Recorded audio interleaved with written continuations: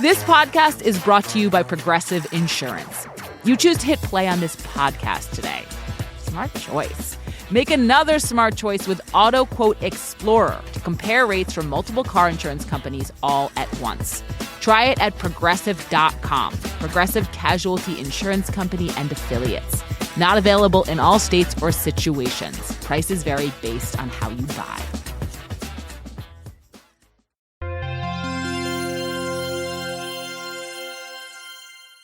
Earlier this year, Decodering's senior editor and producer, Evan Chung, got a chance to speak with a Hollywood legend. A legend by the name of Sid Krofft. And if you don't know who I am, you all have a cell phone, call your grandma. You should be talking to your grandma every day anyway. So Sid is 95 years old now, and for virtually every one of those years, he's been an entertainer. Ever since I'm 10, I'm in this business. It's the only business I know. As a little kid in the Depression, Sid fell in love with puppetry. And by the time he was a teenager, he was opening for Judy Garland and Liberace. And then starting in the late 1960s, he teamed up with his brother Marty to make a series of gonzo, psychedelic children's TV shows starring some very large, very trippy puppets. That tree's talking. Oh, everybody talks here on Living Island. H.R. Pufnstuf, who's your friend when things get rough? We were the kings of Saturday morning. We were on all three networks. And we were so lucky because we didn't have 10 cents to do those shows. But we put everything up on the screen. In 1975, Sid and Marty got a big break. The chance to move from Saturday mornings to prime time when they got a call from Fred Silverman, the head of programming at ABC. And he said, I need a variety show. I just saw these two kids, and he said, would you just take a look at this piece of tape? The kids on the tape were a couple of siblings, a teenage brother and sister from Utah named Donnie and Marie Osmond. And you and I are just like they. And I looked at it. I immediately called him back, and I said, oh, my God, Fred, you just sent me a piece of magic. Donnie and Marie premiered on ABC in January 1976. Hi, I'm Donnie. And I'm Marie. Tonight, our guests are Lee Majors, the Osmond Brothers, Ice Vanities, Farrah Fawcett Majors, and special guest star Colin. It became the #1 show on Friday night. It went through the roof. Sid and Marty Krofft had proven their primetime prowess. And it's what happened after that's the reason Evan reached out to Sid in the first place. A few years after Donnie and Marie, Fred Silverman, the ABC exec, called the Kroffts up again. He'd recently moved over to NBC, and he'd just seen something intriguing on the evening news. Walter Cronkite talking about the latest imports from Japan. Cars, cameras, calculators, television sets. The Japanese now have packaged a new product, and it doesn't fit into any of those categories. Japan's economic power was on the rise at the time, and American manufacturers were growing anxious about the influx of consumer goods. But the uncategorizable product Cronkite was referring to was a pair of young women in glitzy mini dresses. Individually, their names are Me and Kay. Collectively, they are Pink Lady, the most phenomenal success ever in Japanese show business. Me and Kay, the two members of Pink Lady, sang bubbly, disco-fied pop in Japanese. And their performances were driving a mania like the nation had never seen before.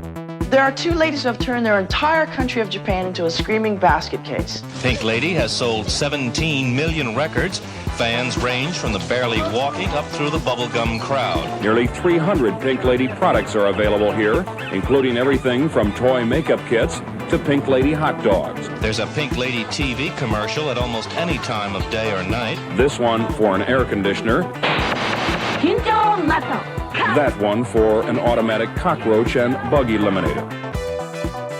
Fred Silverman was amazed by the images of enormous Japanese crowds screaming in ecstasy as the two women shimmied in unison. And he couldn't wait to share what he saw with the Krofft brothers. Oh my God, they're like bigger than the Beatles in Japan. They play stadiums and they love them. He said, just let me fly them in. I'll never forget that. Because just imagine what could happen if the American public got infected with Pink Lady fever too. If they could bring them over, give them their own TV show on NBC, it could potentially be the biggest smash of Sid and Marty's careers. And Pink Ladies too. なくても結局与えられたもので、アメリカのショービジネスも与えられた。I was being given an opportunity to go into American show business, so I wanted to do everything I could. 日本でのピンクレディーブームが Because it was the height of the Pink Lady boom, we thought we could make it in the birthplace of the entertainment industry. And so over the next year, me and Kay of Pink Lady would fly to Hollywood, and Sid and Marty Krofft would build them an American star vehicle, a variety show designed to take the Pink Lady boom and turn it supersonic.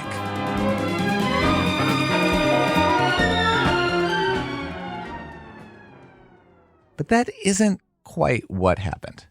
Can you imagine doing the worst show in the history of television? That's an honor.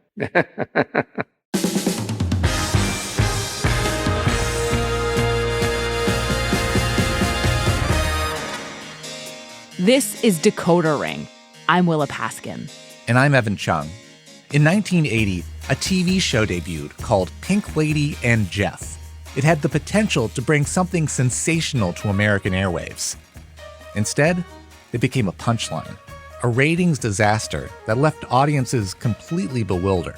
In the decades since, it's acquired legendary status as one of television's most notorious flops, a show that managed to kill off an entire genre.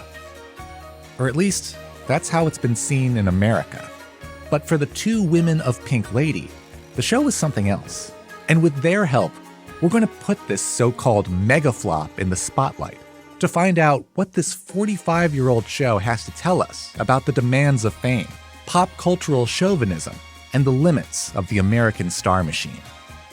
So today on Decoder Ring, how does the biggest pop sensation in the world get lost in translation?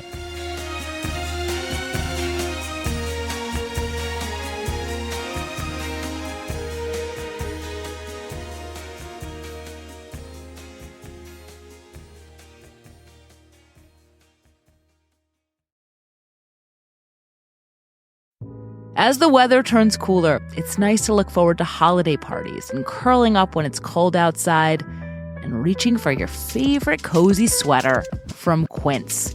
I actually have a new cozy sweater from Quince. It's a cotton fisherman sweater that's perfect for the fall. Not too hot, not too cold, comfortable, and yet also presentable. The whole sweater package, and for a nice price, too.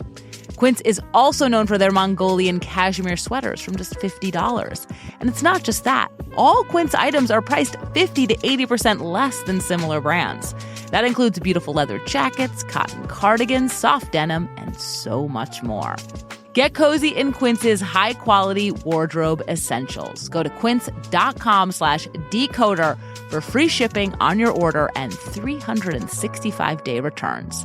That's QUINCE.com/decoder to get free shipping and 365-day returns. Quince.com/decoder. Have you heard about Doublenomics? It's okay if you haven't. It's extremely niche and practiced by Discover. Here's an example. Discover automatically doubles the cash back earned on your credit card at the end of your first year with Cashback Match. That means with Discover, you could turn $150 cash back into $300. It pays to Discover. See terms at discover.com/creditcard. By 1979, the Pink Lady phenomenon had been going on for years, and yet hardly anybody in the United States knew who these women were. 歌手になりたかったのは3歳の頃からで、私は絶対歌手になれるんだと確信して決めてました。Keiko Masuda was absolutely determined to become a singer by the time she was 3 years old. So in middle school, Kay signed up for theater club. The first meeting, they went around the room making introductions. And when the hour was up, she headed out onto her next class. But then she heard a voice echoing down the hallway, calling her name. 増田さんって It was this voice trailing off in the distance behind me. I turned around and saw a girl standing there who seemed like she was out of a fairy tale, her hair in a long braid, books clutched to her chest. It was a kind of fairy tale encounter, because this girl would end up changing Kay's life. This is Me. She was also in the theater club. They would get cast as sisters in the school play. And as they talked, they discovered they shared the same visions of stardom. That year, we became close to one another. We realized that our dreams for the future were the same, and both of us wanted to work hard for that future together. Me and Kay auditioned for the same music school in high school, and they both got in. Their singing voices were very different. Kay's is husky, while Me's is high-pitched and pure. The girls were different in a lot of ways, in the way they dressed and in their personalities. Even talking to them today, Me comes across as a bit more formal and concise, while Kay is maybe warmer, a little scattered. But in high school, a music teacher took a look at them and saw that they complemented each other, and he made a suggestion. Why don't you form a duo? If not for that teacher, there would be no Pink Lady.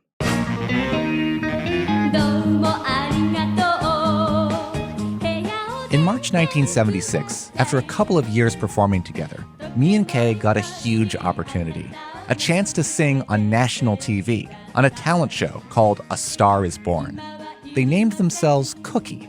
They exuded a childlike innocence, wearing brightly colored bib overalls, harmonizing to a sweet, sunshiny pop song. The audience was completely full of people who had come to watch us. So we thought the best we could do is sing right to them with this strong feeling of, please, please, let us win this. They had nothing to worry about. Immediately after the show ended, agents from production companies were lining up, making pitches to Me and Kay. One of the producers had this passionate vision of making us into an act that could even succeed in the world of American show business. It was really startling. And we definitely wanted to go with his company. I think meeting him was something fated, a gift from God. In those days, the music industry in Japan worked kind of like the old Hollywood studio system. Performers would enter a contract with one company, essentially becoming their employees. The production company would determine what they sang, where they sang, and how they looked. And so Me and Kay were taken out of view and put in the hands of a team, a composer, a lyricist, a choreographer, a stylist, working together to prepare them for their professional debut.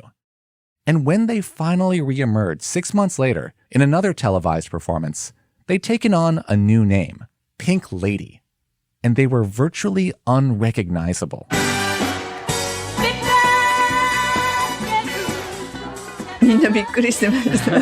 Everyone was shocked. Gone were the childlike overalls and the gentle sunshine pop.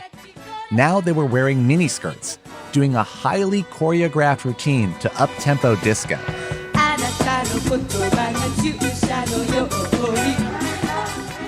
Me told me that this was actually the aesthetic they'd wanted all along. Soul Train was on TV at the time, and I loved Soul Train.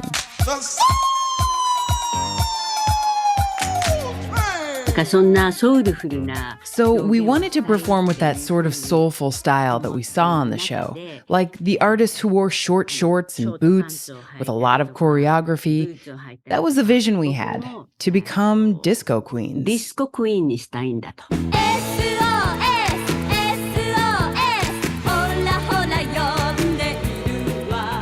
It didn't take long. Pink Lady hit the top of the charts with their second single, SOS, in December 1976. It was the first of 9 consecutive #1 singles.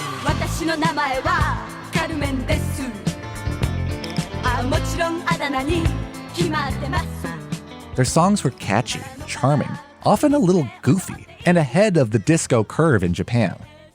But it was how Pink Lady dressed and moved that really set them apart. Nobody in Japanese pop had ever looked quite like Pink Lady. Take a song like UFO. UFO! When they performed it on TV, they would step out in shiny tiaras shaped like alien antennae, along with sequined mini dresses and go-go boots. And Me and Kay danced side by side in precise, perfectly synchronized movements. That's how it was for every song. Every word had a gesture, every phrase a shimmy, looking like the Supremes leading an aerobics class. It was choreography, frankly, anybody could do. But that was the point. Their fans, especially young kids, bought instructional Pink Lady booklets to learn how to dance right along with them. It was like the Macarena or the YMCA, but with more steps, and for every song in their repertoire.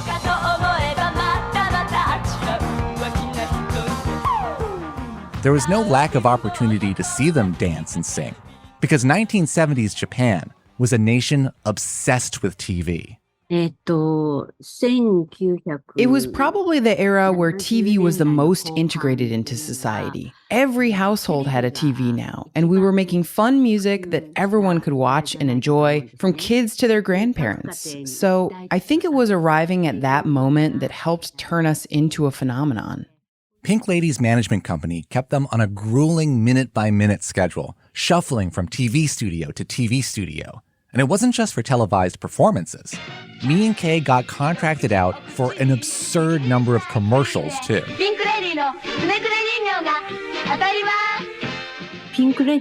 So Pink Lady was basically on TV every single day, and I think from there, we really began to reach audiences.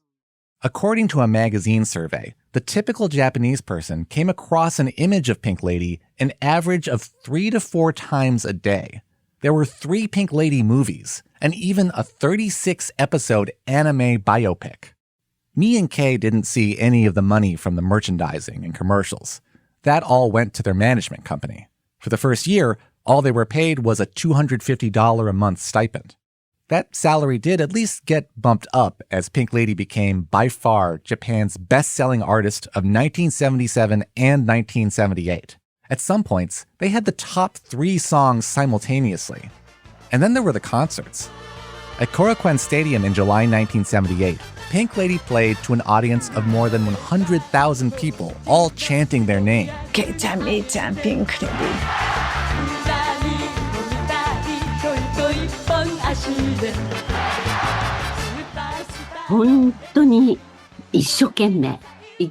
We were really pouring our entire souls into every single song, every single performance, working our very hardest, singing like our lives were on the line.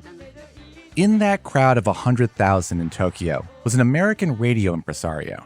And after the show, he came to them with an offer. He said he could become their American manager and help break them overseas. 3 months later, Pink Lady headed into the studio to record their first English-language single, a song tailor-made for American radio. Debuting here is the first American hit by the biggest-selling Japanese recording act in the world. In the past 2.5 years, they've sold 17 million records. Here they are, 2 pretty girls from Tokyo known as Pink Lady. Their song, Kiss in the Dark. Pink Lady actually came from Shizuoka, not Tokyo, and they weren't girls, they were 21-year-old women. But Kiss in the Dark entered the US charts in the summer of 1979, just barely cracking the top 40. It wasn't much of a hit, but it was enough to wake the American media up to the fact that something phenomenal was happening in Japan. Japan is sending a new export to this country, a recording by 2 singers who are unknown here, but in Japan, few people are better known. And it wasn't long until Pink Lady got word that they'd earned a new fan. The president of NBC happened to see us on TV. He thought we were really interesting, so he wanted to make a program with us. Me and Kay had dreamed of American success from the very beginning, from the moment they signed their first contract. They weren't expecting it so soon, but here it was. Since we had all the momentum of the Pink Lady boom behind us, I thought that now was our best and maybe only chance to give things a shot in America. Pink Lady is ready for America, but is America ready for Pink Lady? We'll be right back. This episode is brought to you by Public.com. Interest rates have fallen, but you can still lock in a 6% or higher yield with a bond account at Public.com. That's a pretty big deal, because when rates drop, so can the interest you earn on your investment. A bond account allows you to lock in a 6% or higher yield with a diversified portfolio of high-yield and investment-grade corporate bonds. So while other people are watching their returns shrink, you could be earning regular interest payments. But a yield is not locked in until you invest, so check it out. The good news is it only takes a couple of minutes to sign up at Public.com. Lock in a 6% or higher yield with a bond account, only at Public.com/Decoder. Brought to you by Public Investing, member FINRA and SIPC. As of September 26th, 2024, the average annualized yield to worst across the bond account is greater than 6%. Yield to worst is not guaranteed, not an investment recommendation. All investing involves risk. Visit public.com/disclosures/bond-account for more info. This episode is brought to you by Saks.com. There's joy in finding the perfect gift for the ones you love, but it can be a challenge. Saks.com's holiday gift guide makes it easy. Whether you're surprising your hard-to-shop-for sister with a Chloe bracelet bag or gifting your partner a memorable scent from Gucci, at Saks.com there's holiday inspiration for every personality on your list. Saks.com does make it really easy to find inspiration. I was just on their site, and like they say, it is organized like a gift guide. They have all sorts of fun categories like cozy weekend vibes and weekend uniforms and kids pick that curate whole looks for you or your loved ones. Saks.com's hand-picked guide can help take the stress out of the holidays. Add instant cheer to your home with some bright decor or bundle up in a scarf coat from Totem to stay warm all season long. Find gifts guaranteed to bring joy to everyone this holiday season at Saks.com. That's Saks.com for the ultimate holiday gift guide and all the shopping inspiration you need. When Fred Silverman, the head of NBC, learned about Pink Lady, he immediately saw them as perfect material for a variety show. The variety show had been a reliable recipe for TV success for decades. First, you find a charismatic host who can sing and do comedy, Dean Martin or Carol Burnett. Or better yet, get two hosts, Sonny and Cher, the Smothers Brothers. Then the hosts fill the hour with playful banter and sketch comedy. You throw in some big-name guest stars, and you pack the stage with backup dancers for some spectacular musical set pieces. And few people knew how to pull off spectacle better than Sid and Marty Krofft. The most important thing is grabbing that audience. You got to set the stage. You got to take them by the hand. Sid and his brother Marty, who died in 2023, had filled Donnie and Marie with ice skaters and balloon drops and turned it into one of the last great variety show smashes. And now Fred Silverman was tasking them with doing it again for Pink Lady, and they'd have to make it quick. Variety needs to be done tomorrow night. When they want a show, they want it for next week. You know, it's like totally insane. First off, they were going to need to hire a writing staff. And what I discovered was you didn't really work for Sid and Marty. You married into the family. Mark Evanier had already written for a bunch of shows for the Krofts when the woman in charge of production for them called about a new project. So we go to lunch, and they brought a cup of tomato soup. And as we're eating the tomato soup, she says to me, well, you never heard of these girls, but there are two women from Japan who are very hot over there. And I said, oh, Pink Lady? And she dropped her spoon in the tomato soup, and it spattered all over both of us. And she was like shocked I knew who they were. They were on the walls of my office. It just so happened that his office mate was an American Japanophile, and coincidentally, a huge Pink Lady fan. So Mark knew they had appeal. He just had one question. I said to her, do they speak English? And she says, we're not sure. If there was a moment in my life when I might have thought, let's take a different path here, that might have been it.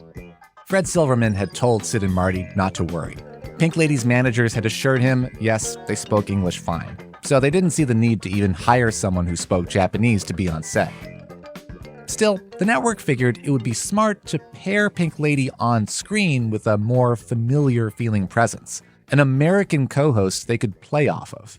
Fred Silverman says, we got this comedian under contract, Jeff Altman.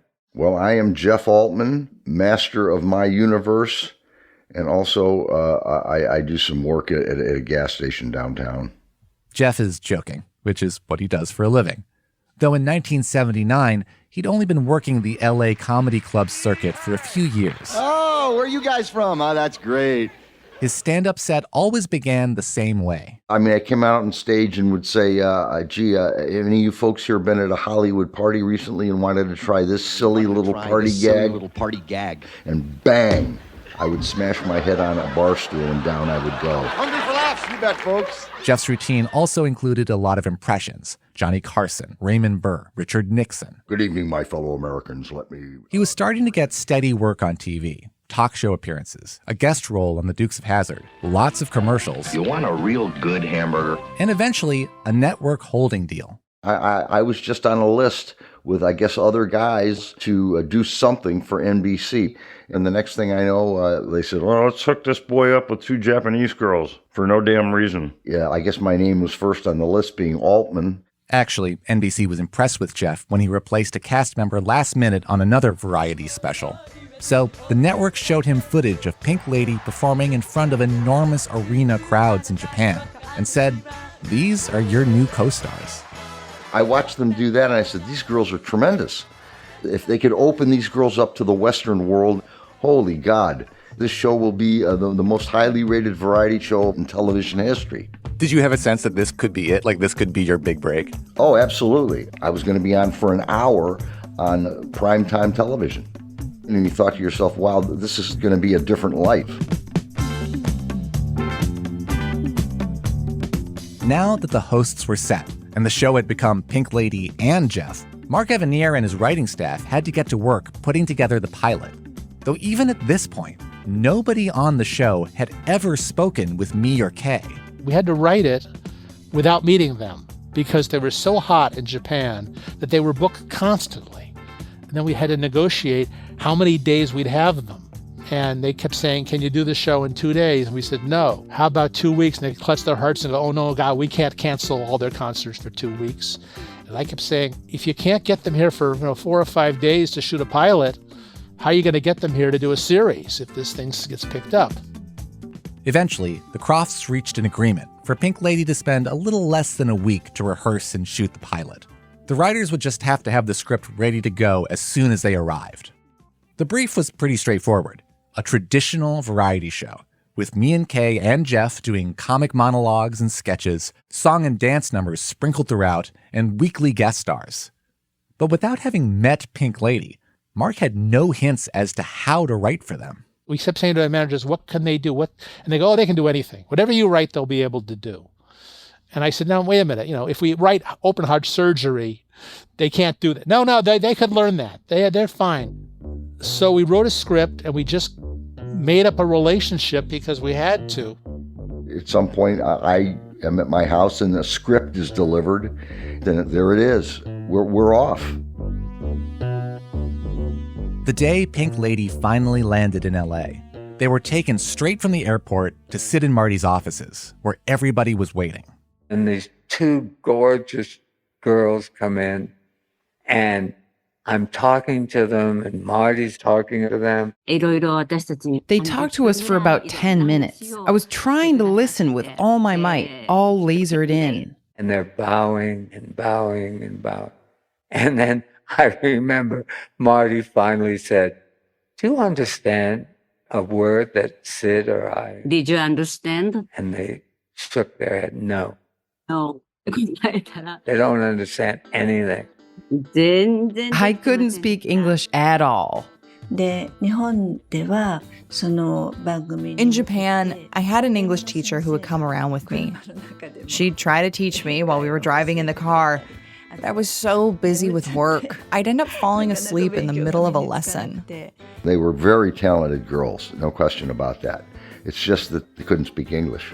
In that moment when you suddenly realize, oh, they don't in fact speak English, did something change in how you felt this show was going to go? Oh, absolutely. I remember having to change my underwear. That's a little joke. We kind of looked at each other like, everyone in the meeting looked at each other and went, oh, you mean we actually have to do this show? We're actually going to tape this thing? They were going to have to muddle through somehow. They wanted to rewrite the whole script to accommodate me and Kay, but there was no time, only a couple of days. Me and Kay would have to memorize every line phonetically on their own. Even as they were shooting, there was nobody else on set who spoke Japanese. We got all sorts of directions, where to stand, when to start the take, and so on, but we didn't understand them. Then someone else would come to try to explain the directions to us, also in English, which we didn't understand either. So making the pilot was really rough. We taped this thing, this 50-minute pilot, and I thought it was never going to sell. Everybody thought, this is nice. We got paid for doing this pilot, but they're never going to pick this up. 2 weeks later, Mark was at an interview at Universal Studios, trying to secure his next job. On my way out, I stopped at a payphone, checked my voicemail at home, and there was a message saying, "We sold the show." And I went, "What?"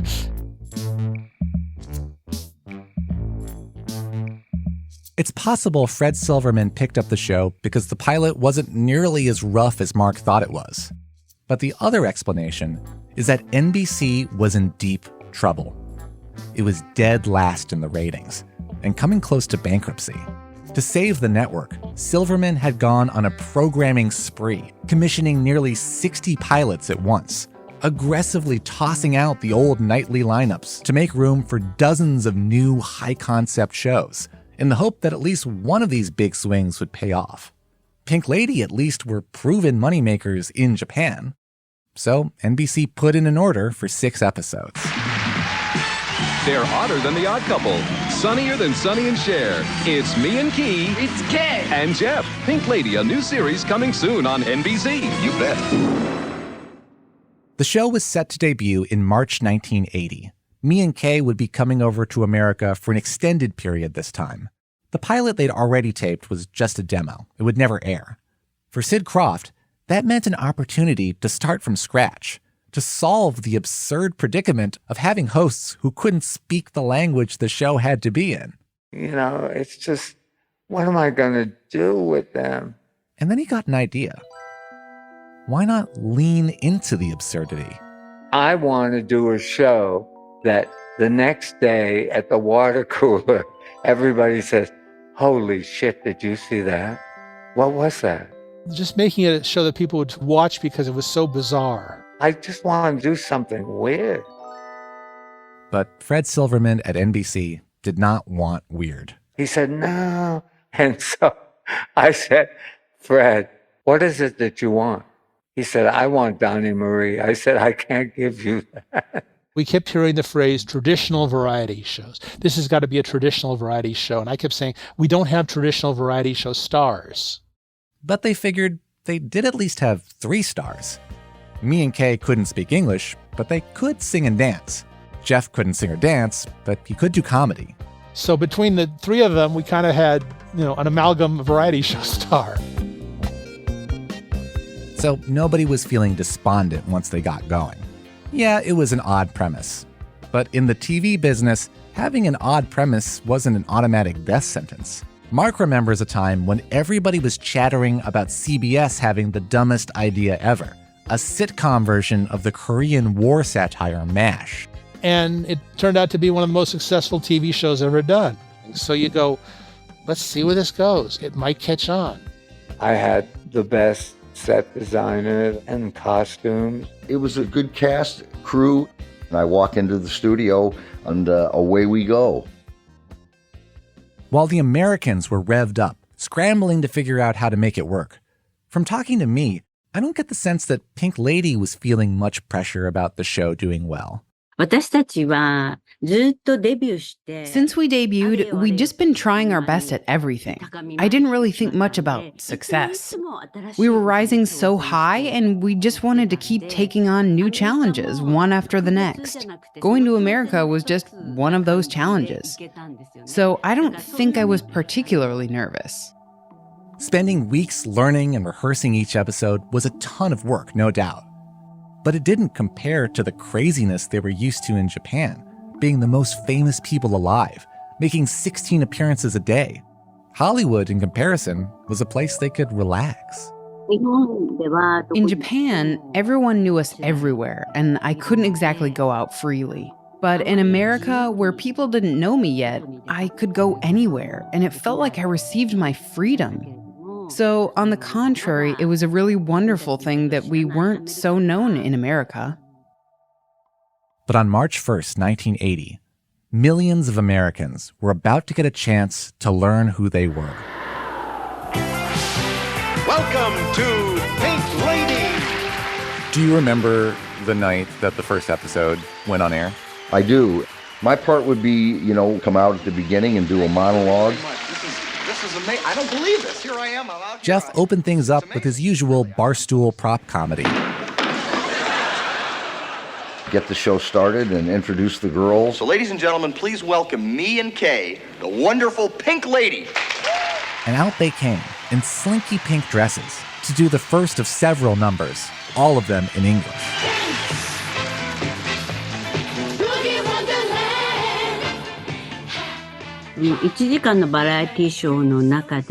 For a 1-hour variety show, there were a lot of musical performances. We had to remember all the English lyrics and the choreography, too. And then there was all the banter they had to memorize. Now, you girls do speak English. Oh, yes. We spent many hours in Japan learning. We wanted to speak perfect English when we got here. Oh, and you speak English, too? Yes. Do you? Me and Kay at least had a Japanese interpreter on set at this point, but they still had to learn everything phonetically. All we could do was memorize the pronunciation and try our best to form the words. But I like you already, Jeff.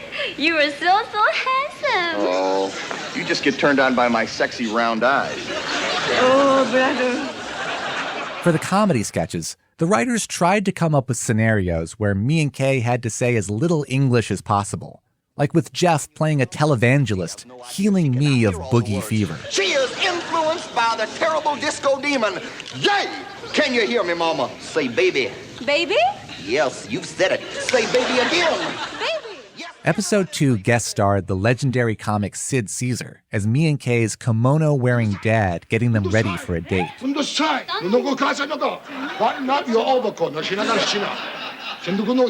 not the Marilyn Monroe, and you should know. It all builds up to a big show-stopping medley performed by Pink Lady.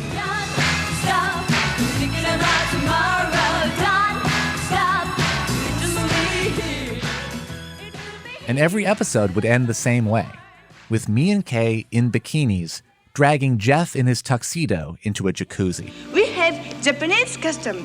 At the end of the day, time to go into hot tub. Time to go into hot tub? No, I don't go into hot tub. No. And it was my idea, the hot tub at the end. I needed an ending. At least I got something weird in there. Good night.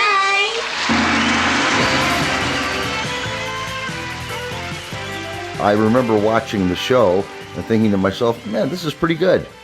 Everything looked like it was going to work. But I was wrong. It was like a nightmare. Everything you could do wrong went wrong for us. That's after the break.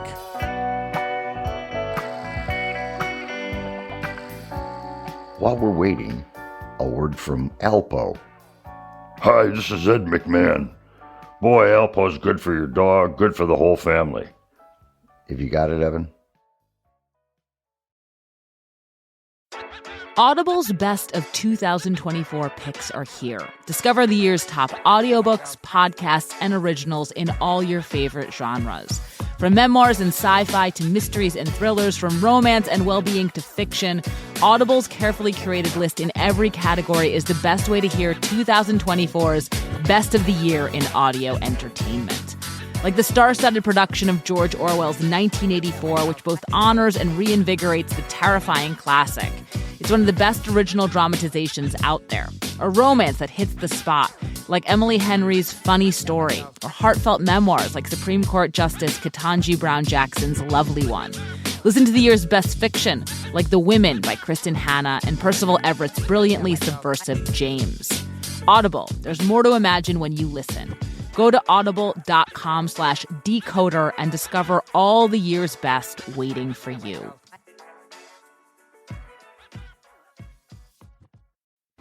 Managing finances can feel complicated, but it doesn't have to be.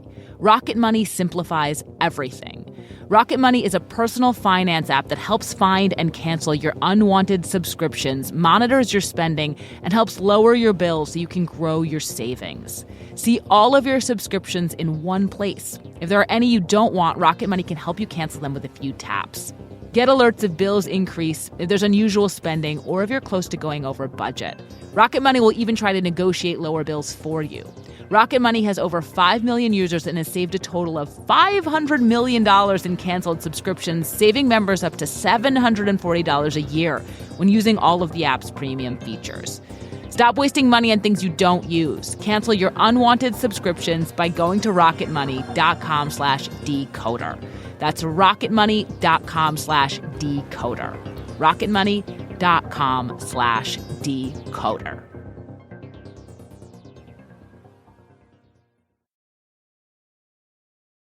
According to head writer Mark Evanier, the problems on the set of Pink Lady and Jeff started at the very beginning, and they had to do with something they should have realized would be a challenge. In America, Pink Lady were unknowns. Nobody wanted to be on the show as a guest star.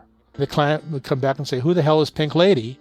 One of them actually said, "Why do they have a variety show and I don't? I'm not going to go on this show, and I should be the star of this show, not them." You said you were going to get some big name stars on the show. Yes, so far, all we've seen is you.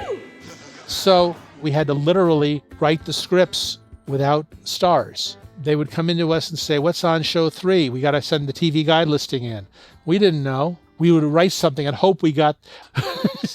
Like the time when the writers were promised that Dionne Warwick was going to appear. We go, okay, then we'd write a sketch for Dionne Warwick.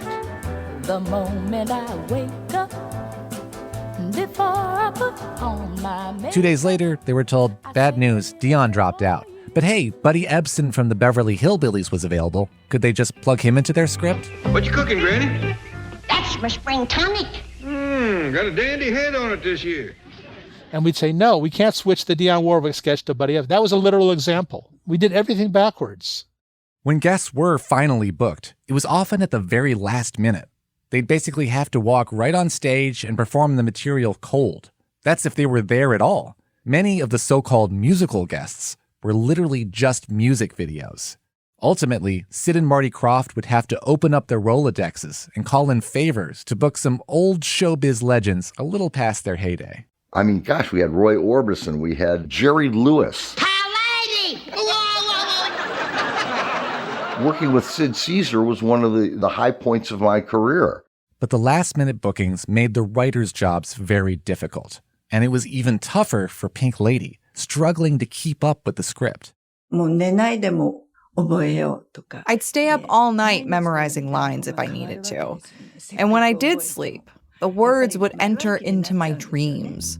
Plus, there were 5 new songs with choreography to learn every week. And the script kept changing every rehearsal, every day. We'd want to change a word, and there was like a panic because it would destroy their performances. They had done it by memory, and they couldn't unlearn it. And it's like, I had just finally remembered that line. You look so handsome in your tuxedo. Oh. How did you get off the wedding cake? I flew. Jeff, do you ever wear a robe? Robes? Well, sure, like when I'm home, relaxing, or I'm, not working. That's often. There were other behind-the-scenes problems. Clashes with the director. A battle with standards and practices. disastrous run-throughs with the backup dancers, even a still unresolved fight with me and Kay's managers over whether the show was actually called Pink Lady and Jeff or simply Pink Lady. So I don't know what the title of the show officially was, honest to God. We just used both titles interchangeably, and nobody cared because nobody was watching. The show opened in 49th place in the ratings and dropped further with episode 2. Critics did not like it, whatever its title was. It was called a dreary exercise and an abomination. One reviewer said, "I've seen a lot of strange things on television, but I don't recall anything as mystifying as Pink Lady and Jeff." In a letter to the LA Times, a viewer wrote, "On December 7th, 1941, Japan bombed Pearl Harbor.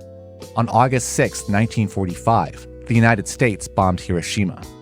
On March 1st, 1980, NBC bombed the American TV public." Was the show really that bad? In the annals of Hollywood, there are myriad stories of a film or TV show that is reviled on its initial release. Then years later, it's rediscovered and reappraised as a flawed masterpiece. Pink Lady and Jeff is not one of those shows. But some of the sketches do have a certain ragged, weird charm, like a surreal parody of celebrity roasts, where Abraham Lincoln gets skewered by John Wilkes Booth, Jefferson Davis, and Mary Todd Lincoln. I'm just kidding, baby. But if I were to describe our love life in one sentence, it would have to be, foreplay was 7 years ago. There are musical sequences I find delightful. Whenever Pink Lady gets to sing and dance, it's very fun. And they have a great band behind them.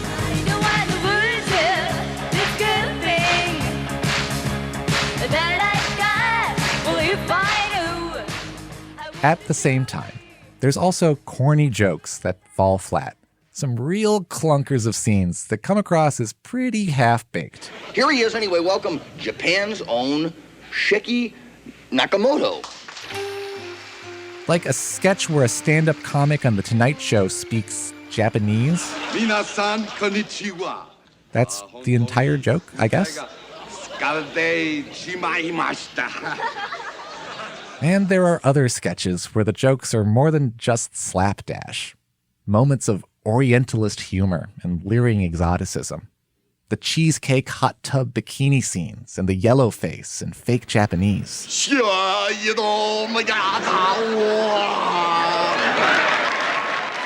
It was a different era. This kind of stuff was all over TV. And yet, today, a lot of the show veers into the cringeworthy. But that's looking through contemporary eyes. I don't get the sense that me or Kay were bothered by it at the time. And I really don't think that racial or sexist humor is what turned off audiences in 1980. Instead, what they couldn't handle was me and Kay speaking accented English. Tonight, we have our guest star, Hugh Hefner and the Playmates. And our musical guest, Cheap Trick.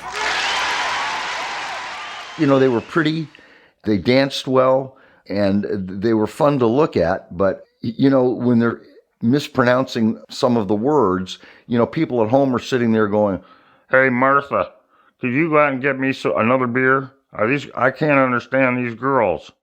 One critic wrote that not only had me and Kay not mastered English, they seemed to have scarcely confronted it. Another said that whoever thought they could host an American variety series had to have rocks in his head. It didn't matter if the writers were trying to spin the language issues into comedy. Everyone asked us strange questions. Strange questions like what?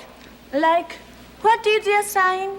Oh, they're talking about your horoscope. Horoscope? Oh, horoscope! Sure. We should have told them we are Leos. Oh, you're Leos. I thought you girls were Sagittarians. We are, but we can't pronounce it. Watching these routines, I actually find it pretty remarkable what me and Kay managed to do, considering. If you thrust me onto Japanese TV, I could only dream of doing so well. But audiences were not going to grade Pink Lady on a curve. They expected them to be like standard American variety stars. But me and Kay were not standard American variety stars. And that's why NBC had brought them over. because they were huge Japanese pop stars, because Pink Lady was exceptional. But then the network had forced them into the familiar American variety show host template.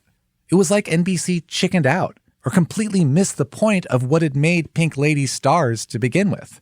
They didn't even allow them to perform their own hit songs. It was absolutely forbidden for them to sing in Japanese. They were just, covering exclusively American music.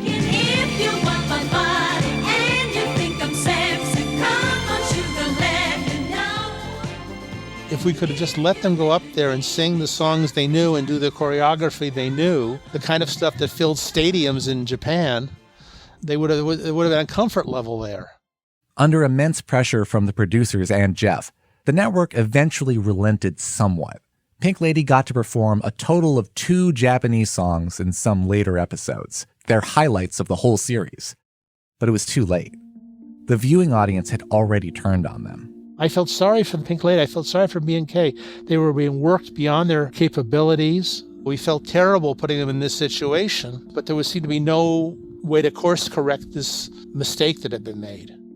As the weeks went on, being in America seemed to be having an effect on me and Kay. They were on permanent jet lag every moment they were in America. They were literally, and I'm not exaggerating, falling asleep in the rehearsal hall. Just being in a studio in America for 12 hours a day trying to learn English was depressing. And so from time to time you would see Kay crying. It was rough. アメリカで勝負するのは Kay told me she was upset, but it wasn't simple homesickness, or the condescending jokes, or the workload. Again, to Pink Lady, Hollywood was practically a quiet refuge in comparison to the frenzy of Japanese stardom. And that was the issue. Being in America gave Kay an opportunity to pause and reflect on the entirety of the past 3 years of fame, which had been going full speed since she was a teenager. And it was finally dawning on her just how unrelenting and unsustainable it all was. Pink Lady had shot up in the world like a rocket, all the way to the moon. But there was another me, the me that was still there with her feet on the ground, and it was like I had a bird's eye view of her or something. Every time I stood on stage, it felt like my heart was going to leap out of my mouth and I was going to forget the words, screw up the choreography. It was an intense way to live. I didn't have time to eat or sleep. It was concert after concert. It was really, I don't know, my nerves just got ground down over time. Kay had virtually no control over her career. Pink Lady's production company decided everything and pocketed the bulk of the millions in revenue they generated. She just had to perform where she was told in exchange for a salary. That's how the Japanese music industry worked. Kay had been trying to tell her management that things needed to improve, her schedule, her life, but nothing was getting better. Meanwhile, the numbers for Pink Lady and Jeff were getting worse and worse. The show had dropped to 66th place out of 69 in the ratings. And when I saw them start to plummet, you knew something was not right. It was awful. Producer Sid Krofft again. It was, it was just a show that didn't have an edge to it or anything. So how did Pink Lady and Jeff come to an end then? Well, they got canceled. Yeah. On the 5th show, we got the call. I'm sorry, but we've canceled your show. See ya. NBC didn't even bother airing the 6th episode, which they'd already taped. It was awful. Was there ever a moment of you feeling like this was your chance and it was blown? Like you'll never get this opportunity again?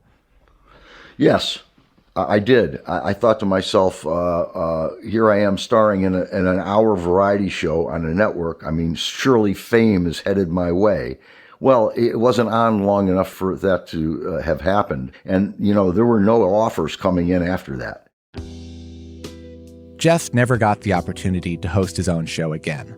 But he did make his way back to TV, becoming a fixture on the late-night talk circuit. His career recovered, but the reputation of Pink Lady and Jeff never did. In 2002, TV Guide featured it as one of the 50 worst shows in television history. I'm proud of that. Do you think that's fair? Do you think it's one of the worst television shows of all time? Yeah. You do? Well, can you name some others? Well, I think that reputation is held by a lot of people who never saw the show and who just heard, oh, they put two girls who couldn't speak English on TV. That deserves to be the worst show ever, just for that reason alone. Pink Lady and Jeff isn't good. But being cringy or corny and dated doesn't actually make it different from most other variety shows of the era, including the successful ones, including Donnie and Marie. A few weeks ago, I made a birdcage disappear. Donnie's very good at making things disappear, like my hairspray and my nail file and where's my comb? Cute, Marie. Cute. And I think people in 1980 were picking up on that. There's a reason that after the failure of Pink Lady and Jeff, the entire genre of the variety show essentially went extinct. Not only was NBC imposing a format on Pink Lady that didn't work for them, it was a format that audiences didn't want at all anymore. I didn't see the change in television that was happening. Between SNL and Letterman, there was a completely different way of looking at television, kind of laughing at the old standards that had come before. And the variety show was being left, I think, in the dust. It just had run its course. SNL, which was also on NBC, even parodied Pink Lady and Jeff, bizarrely replacing Jeff Altman with the astronomer Carl Sagan. Now, this Big Bang theory of the universe is the one that's most popular with scientists right now. Oh, yes, Carl, we have that in Japan. You do? Sure, that's what happens when a bullet train hits a Datsun.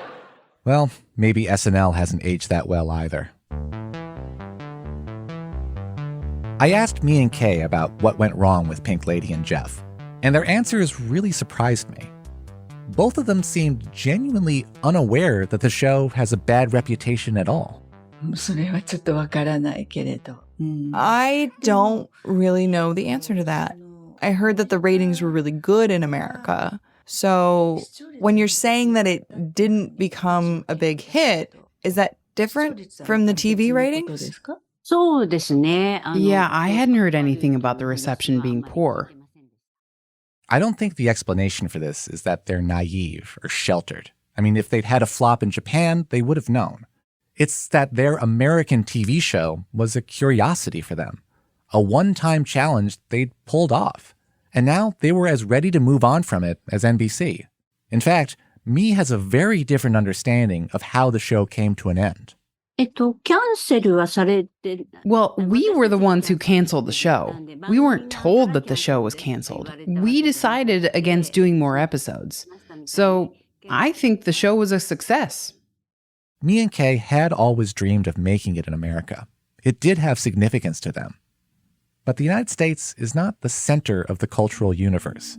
It just wasn't worth it to them to continue, especially when their real careers, their Japanese careers, needed attention.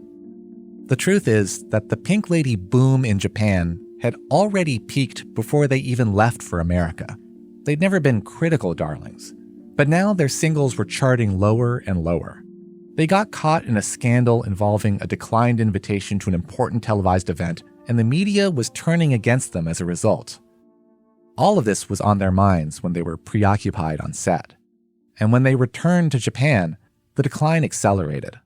Unfortunately, Japan took us disappearing at that time as something like us throwing Japan in the garbage bin. When we got back, the bashing and criticism of Pink Lady was really intense.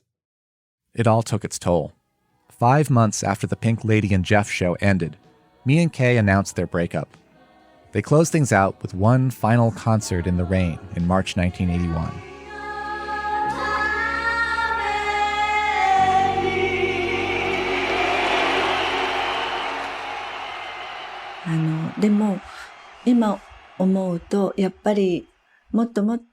If she could do it all over again, Kay would have loved to wait to come to America after learning English better.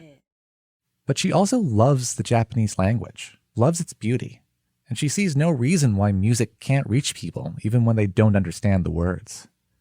And Kay's right. It turns out that Pink Lady was decades ahead of its time. Today, The English language does not hold a monopoly on global pop stardom. There is an enormous audience worldwide for entertainment from Japan and Hong Kong and South Korea. Groups like BTS have achieved exactly the crossover dominance that NBC had hoped for.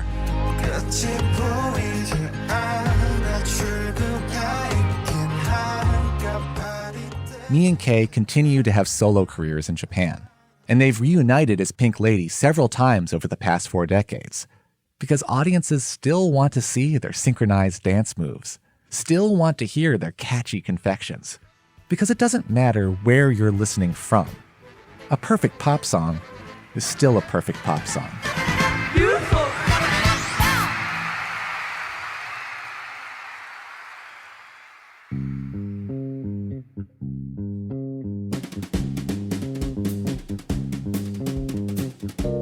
This is Decodering. I'm Evan Chung. And I'm Willa Paskin. There's so much more we could tell you about Pink Lady that we didn't have time for. So luckily, we have a special Decodering bonus episode for Slate Plus members that's going to do just that. It's a conversation Evan had with Patrick Galbraith, an anthropologist based in Tokyo who studies what's known as Japanese idol culture. Pink Lady helped define that culture, and it's still going strong. They're a fascinating category of Japanese celebrity that's been around since the 1960s. And though idols have no exact Western equivalent, they have an extraordinary resonance with contemporary influencers and fan culture. Idols are not synonymous with pop stars because an idol is supposed to be what's called toshindai, it's supposed to be human-sized. So the human-sized performer becomes approachable, relatable, accessible. They're kind of based on this principle that they appeal directly to the audience for support. If you like my song, if you like my band, please support me, buy the CD. It's a phenomenon that's marked by intimacy. You can listen to this fascinating conversation by signing up for Slate Plus. If you aren't already a Slate Plus member, you can subscribe now on Apple Podcasts by clicking Try Free at the top of the Decodering show page. Or visit slate.com/Decoder Plus to get access wherever you listen. We're going to be releasing bonus episodes regularly, including answers to mailbag questions, so please sign up now. Don't forget, Slate Plus members also get to listen to our show and every other Slate podcast without any ads. And you get unlimited access to Slate's website. Again, you can subscribe on Apple Podcasts by clicking Try Free or visit slate.com/Decoder Plus to sign up.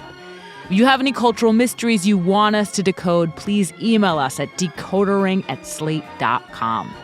This episode was written and produced by Evan Chung. It was edited by me. Our translator was Eric Margolis. Decodering is produced by me, Evan, Max Friedman, and Katie Shepard, with help from Sophie Codner. Derek John is executive producer. Merritt Jacob is senior technical director. Special thanks to Kelly Killian, Lorne Froman, Roby Gorin, Michael Lloyd, Shayna Roth, Karen Fjellman, Cole Del Charco, and Hannah Aris. If you haven't yet, please subscribe and rate our feed in Apple Podcasts or wherever you get your podcasts. And even better, tell your friends. We'll see you in 2 weeks. Quick story. So I'm sitting in Marty Krofft's office, and I don't know how he got into the studio. A guy walks into his office and says, put me on the show. Put me on the show. I do great bird impressions. And Marty says, we just don't need any people who do bird impressions. And the guy said, you don't understand. I do tremendous bird impressions. I'm really, really terrific at this. And Marty said to him, well, I don't need anybody who does bird impressions. I'm sorry. And the guy says, listen, you don't understand, Mr. Krofft. I do the best bird impressions in the world. And Marty said, I'm sorry, I can't help you. And the guy said, okay, and flew out the window. This episode is brought to you by Saks.com. There's joy in finding the perfect gift for the ones you love, but it can be a challenge. Saks.com's holiday gift guide makes it easy. Whether you're surprising your hard-to-shop-for sister with a Chloe bracelet bag or gifting your partner a memorable scent from Gucci, at Saks.com there's holiday inspiration for every personality on your list. Saks.com does make it really easy to find inspiration. I was just on their site, and like they say, it is organized like a gift guide. They have all sorts of fun categories like cozy weekend vibes and weekend uniforms and kids pick that curate whole looks for you or your loved ones. Saks.com's hand-picked guide can help take the stress out of the holidays. Add instant cheer to your home with some bright decor or bundle up in a scarf coat from Totem to stay warm all season long. Find gifts guaranteed to bring joy to everyone this holiday season at Saks.com. That's Saks.com for the ultimate holiday gift guide and all the shopping inspiration you need.